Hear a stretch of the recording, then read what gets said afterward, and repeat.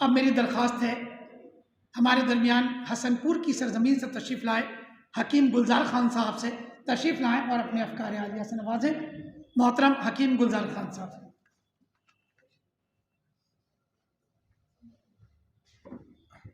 محترم حضرات، السلام علیکم۔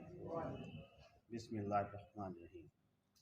محترم، آج جو ہم نے یہاں پر یہ پروگرام کیا، حکیم اجمل خان کی شاعری کے مطابق کیا، کہنے کا مقصد یہ ہے کہ جو ہم پیتھی لے کر کے آئے ہیں، جو ہمارے ساتھ پیتھی ہے جس میں ہم کام کرتے ہیں، یونانی پیتھی، آج اس کو اگر فروغ نہیں مل رہا، یہ پیچھے جا رہی ہے، یا جو BOMS لوگ کر کے آ رہے ہیں اور وہ اپنے آگے حکیم نہ لکھ کر کے ڈاکٹر لکھ رہے ہیں، کبھی ہم نے اس بات پہ غور کیا اس کی وجوہات کیا ہے؟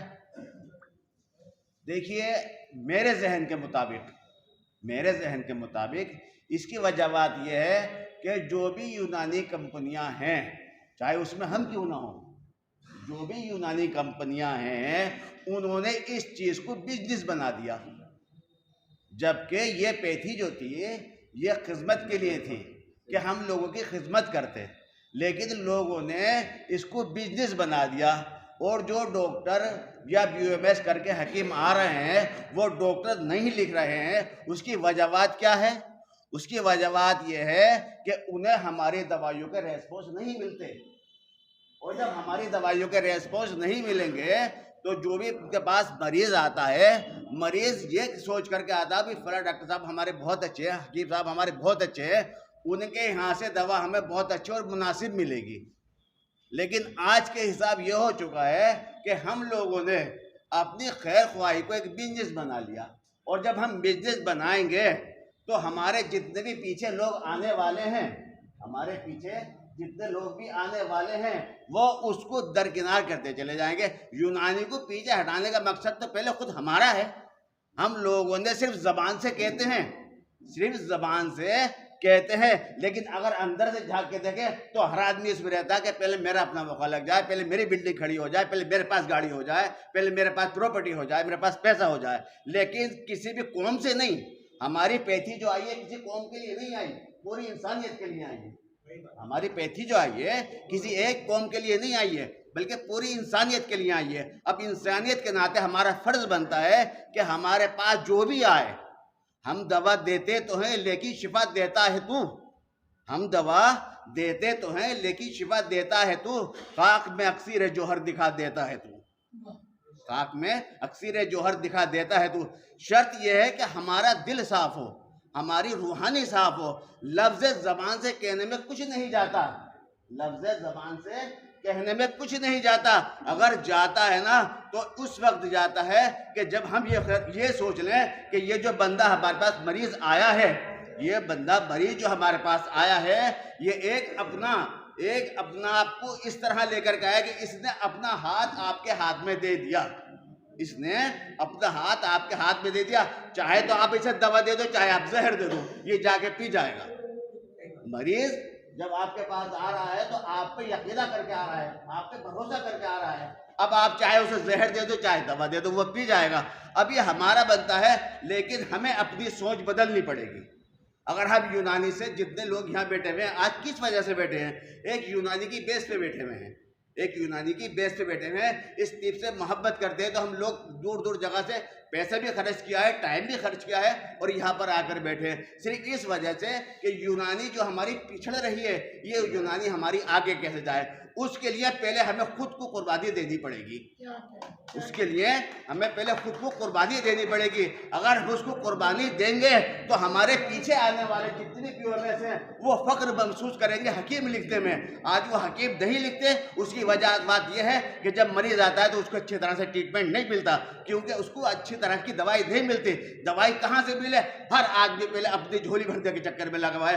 ہمیں اپنی جھولی نہ بھر کر کے بلکہ یہ سوچنا ہے کہ اللہ نے ہمیں جس قابل کیا ہے، ہم اس کے حساب سے اس کے لیے خیر خواہی کریں۔ جتنا ہمارے مقدر میں لکھ دیا ہے ہم یقین مان لیں، اللہ نے جتنا ہمارے مقدر میں لکھ دیا ہے ہم سے کوئی چھیننے والا نہیں ہے۔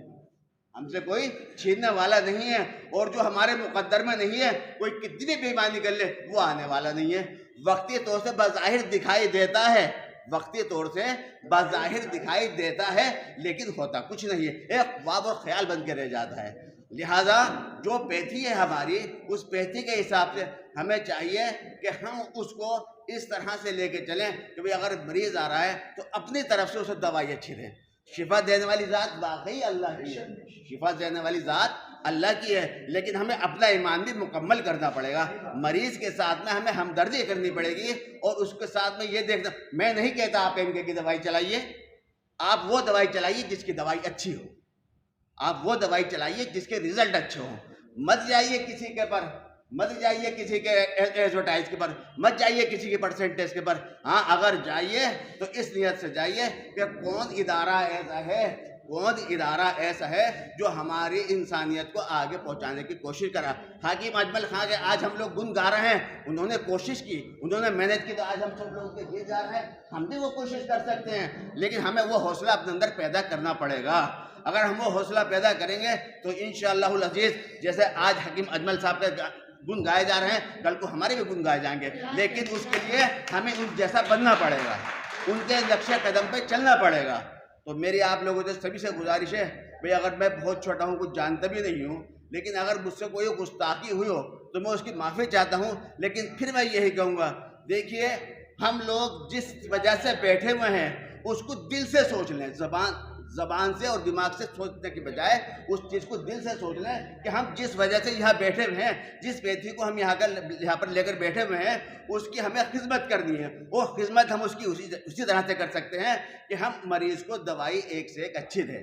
देखिए हर दवाखाना कोशिश करता है अच्छी बनाने की, हर दवाखाना कोशिश करता है अच्छे बनाने की, और हम भी कोशिश करते हैं, हम भी कोशिश करते हैं। और हम आप लोगों से एक दरख्वास्त करते हैं कि अगर हमारे अंदर कोई कमी है, हमारे अद्वियात में, या हमारे अंदर कोई भी कमी है, और वाकई आप हमसे हमदर्दी रखते हैं या यूनानी से मोहब्बत रखते हैं, तो आप उस चीज़ को हमें बता करके दूर कराइए, ना कि उसका मजाक बना करके, ना कि यूनानी को बदनाम कर करके, बल्कि ये कीजिए कि अगर हमारे अंदर कोई कमी है तो हमारी उस कमी को दूर कीजिए और हमारी हिम्मत अफजाई कीजिए, और हमें सीधी राह बताइए कि हम उसमें क्या कर सकते हैं। अच्छा, अस्सलाम वालेकुम।